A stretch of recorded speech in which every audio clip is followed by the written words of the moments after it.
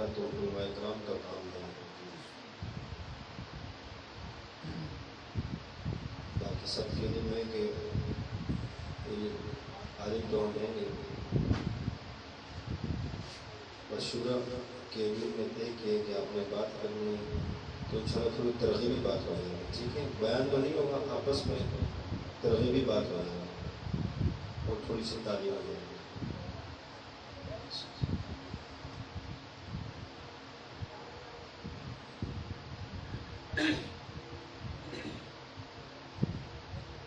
نحمده ونصلي على رسوله الكريم.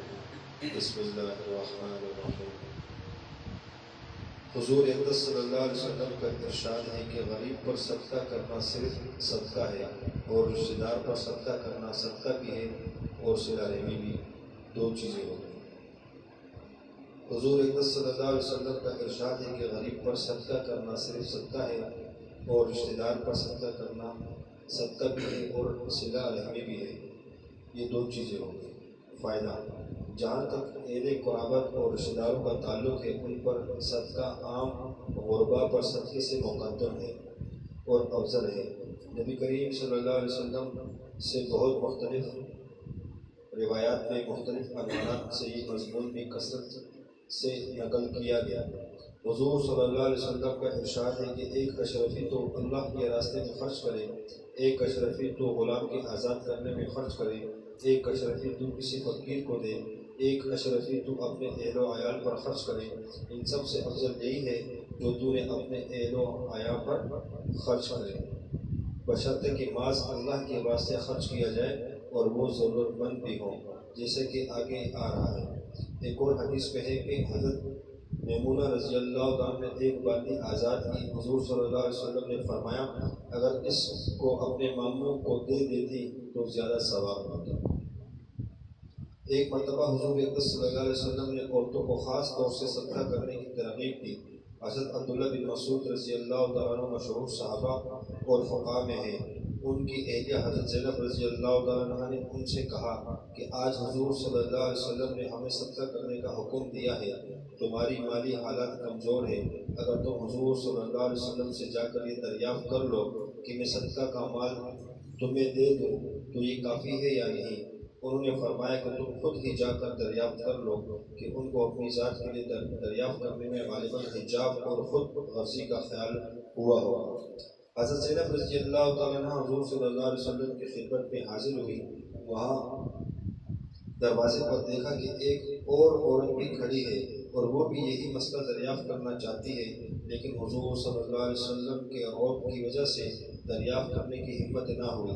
اتنے میں حضرت بلال رضی اللہ تعالیٰ عنہ آگے ان دونوں نے ان سے درخواست کی کہ حضور صلی اللہ علیہ وسلم عرض کر دیں کہ دو عورتیں کھڑی ہیں اور یہ دریافت کرتی ہیں کہ اگر وہ اپنے خامندوں پر اور جو یتیم بچے پہلے خامندوں سے ان کے پاس ہے ان پر صدقہ کر دیں تو یہ کافی ہے. حضرت بلال رضی اللہ تعالیٰ عنہ نے حضور صلی اللہ علیہ وسلم کو پیام پہنچایا.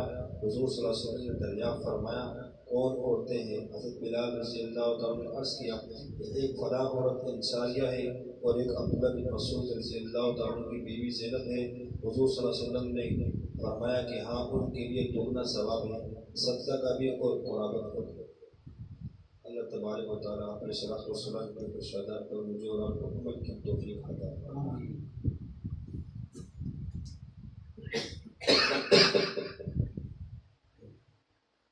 سورۃ بقرہ رکوع نمبر 19 آیات کا ترجمہ. اور ہم تمہارا امتحان کریں گے کسی قدر خوف سے جو مخالفین کی طرف سے ہو یا حوادث پیش آئے، اور کسی قدر فقراء و فقہاء سے، اور کسی قدر مال اور جان اور پھلوں کی کمی سے. بس تم لوگ اس قسم کی جو چیزیں پیش آویں ان پر صبر کرنا، اور آپ ان صبر کرنے والوں کو بشارت سنا دیجیے جن کی یہ عادت ہے کہ جب ان پر کوئی مصیبت پڑتی ہے تو وہ ان للہ و انا الیہ راجعون پڑھتے ہیں. یہی لوگ ہیں جن پر اللہ تعالیٰ شانوں کی خاص رحمتیں ہیں اور رحمت عامہ بھی ہے، اور یہی لوگ ہدایت یافتہ ہیں.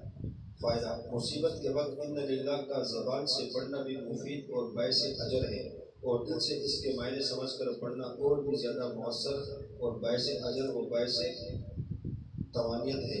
اس کا ترجمہ یہ ہے کہ ہم سب کے سب ماں اپنے جانوں کے اور مالوں کے اللہ تعالیٰ ہی کے ملک ہیں، اور مالک کو اپنے ملک میں ہر طرح تصرف کا حق ہے، اور جس طرح چاہے تصرف کرے، اور ہم سب اللہ تعالیٰ ہی کی طرف لوٹ کر جانے والے ہیں، یعنی مرنے کے بعد سب کو وہیں جانا ہے۔ یہاں کے نقصانات اور تکالیف کا بدلہ اور ثواب بہت زیادہ وہاں ملے گا، جیسے کہ دنیا میں کسی شخص کا کچھ نقصان ہو جاوے اور اس کا کامل یقین ہو کہ اس نقصان کے بدلے میں اس سے بہت زیادہ بہت جلد مل جائے گا، تو اس کو اپنے نقصان کا ذرا بھی رنج نہیں ہوتا۔ اس طرح اگر اللہ تعالیٰ شان کے یہاں زیادہ سے زیادہ بدلہ ملنے کا یقین ہو جائے تو پھر ذرا بھی الفت نہ رہے، لیکن ہم لوگوں میں چونکہ ایمان اور یقین کی کمی ہے، اسی وجہ سے ذرا سی مشقت، ذرا سی تکلیف، ذرا سا نقصان بھی ہمارے لیے مصیبت عظمیٰ بن جاتا ہے۔ حق تعالیٰ شان اپنے کلام پاک میں اس کی طرف بھی مجملاً اور مفصلاً بہت جگہ تنبیہ فرمائی ہے کہ یہ دنیا سخت ابتلا اور امتحان کی جگہ ہے، اور کئی مضمونوں میں امتحان ہوتا ہے، کبھی مال کے افراد سے کہ اس کو کس طرح کمایا اور کس طرح خرچ کیا جا رہا ہے، اور کبھی فقر و فاقہ سے کہ اس کا کس طرح استقبال کیا جا رہا ہے، جزو و فروغ یا صبر و صلات سے۔ اسی لیے بار بار صبر، صلات اور اللہ کی طرف رجوع کی ترغیبیں دی جاتی ہیں، اور اس پر تنبیہ کی جاتی ہے کہ تم آج کل زیر امتحان، اور ایسا نہ ہو کہ اس امتحان میں فیل ہو جاوے۔ نمونے کے طور پر چند آیات کی طرف اشارہ کرتا ہوں۔ سورۃ بقرہ رکوع نمبر 5، وَاسْتَعِینُوا بِالصَّبْرِ وَالصَّلَاةِ، اور مدد حاصل کرو صبر کے ساتھ اور نماز کے ساتھ۔ یعنی اللہ کی مدد کس چیز سے آتی ہے؟ صبر کے ساتھ اور نماز کے ساتھ۔ حضرت قتادہ رحمۃ اللہ علیہ کہتے ہیں کہ یہ دونوں چیزیں اللہ کی طرف سے مدد ہے، ان میں سے مدد لو۔ حضرت ابن عباس رضی اللہ تعالیٰ عنہ فرماتے ہیں کہ میں ایک مرتبہ حضور صلی اللہ علیہ وسلم کے ساتھ سواری پر سوار تھا۔ حضور صلی اللہ علیہ وسلم نے فرمایا، لڑکے میں تجھے چند باتیں بتاتا ہوں، تجھے حق تعالیٰ شانو ان سے نفع دیں گے۔ میں نے عرض کیا ضرور بتائیے۔ ارشاد فرمایا کہ اللہ کی حفاظت کر، یعنی اس کے حقوق ادا کر، اللہ تعالیٰ شانو تیری حفاظت فرمائیں گے۔ اللہ تعالیٰ کے حقوق کی حفاظت کر تو اس کو ہر وقت اپنی مدد کے لیے سامنے پاوے گا۔ سرور کی حالت میں اللہ تعالیٰ شانو کو پہچان لے، یہی یاد کر لے، وہ تجھے مصیبت کے اوقات میں پہچانے گا، مدد کرے گا۔ اور یہ اچھی طرح جان لے کہ جو کچھ بھی مصیبت تجھے پہنچی وہ ہرگز تجھ سے چھپنے والی نہ تھی، اور جو نہیں پہنچی وہ کبھی بھی پہنچنے والی نہ تھی۔ اگر ساری مخلوق سب کی سب مل کر اس کی کوشش کریں کہ وہ تجھے کچھ دے، اور اللہ تعالیٰ شان اس کا ارادہ نہ کرے، تو وہ سب کے سب مل کر تجھ سے کسی مصیبت کو ہٹانا چاہیں، اور اللہ تعالیٰ شان نہ چاہیں تو وہ کبھی بھی اس مصیبت کو ہٹا نہیں سکتے۔ تقدیر کا قلم ہر اس چیز پر لکھ چکا ہے جو قیامت تک ہونے والی ہے۔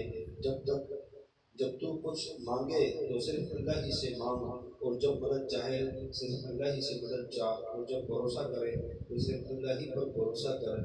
ایمان و یقین اور شکر کے ساتھ اللہ تعالیٰ شانوں کے لیے عمل کر، اور یہ خوب جان لے کہ ناگوار چیزوں پر صبر بہت بہتر چیز ہے، اور اللہ کی مدد صبر کے ساتھ ہے، اور مصیبت کے ساتھ راحت ہے، اور تندرستی کے ساتھ فراغ دستی ہے۔